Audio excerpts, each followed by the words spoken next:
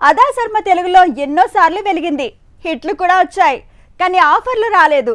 పెద్దగా గుర్తింపు దక్కలేదు. బాలీవుడ్లో కూడా ఇలానే జరిగింది. కోలీవుడ్లో కూడా కాలు పెట్టింది. కానీ నో యూజ్. అయితే సడన్గా ఒకే ఒక్క మూవీతో తన ఫేటే మారింది. కేరళ స్టోరీతో అదా శర్మ ఫ్యూచరే మారేలా ఉంది. ది కేరళ స్టోరీ వసూళ్లు సెంచరీ దిశగా వెళ్తున్నాయి. విచిత్రంగా ఈ మూవీ పుణ్యమాని ఎన్నడూ లేనంతగా అదా శర్మనే ఫోకస్ అవుతోంది. ఇన్నేళ్ల తర్వాత తనకు సాలిడ్ బ్రేక్ వచ్చింది. బాలీవుడ్ లో అదా శర్మ కెరీర్ మొదలై కోలీవుడ్ వయా టాలీవుడ్ వెళ్ళింది. 15 ఏళ్ల కెరీర్లో 17 సినిమాలు చేస్తే అందులో కనీసం అరడజన్ హిట్లైనా వచ్చాయి. కానీ నో యూజ్. తనకి ఏ మూవీ కూడా పేరు తీసుకురాలేకపోయింది. Son of Satyamurthy hit movie, కానీ తను సైడ్ రోల్లో మెరిసింది. సుబ్రహ్మణ్యం ఫర్ సేల్, అది కూడా హిట్ మూవీనే, కానీ అందులో సైడ్ రోల్కే పరిమితమైంది.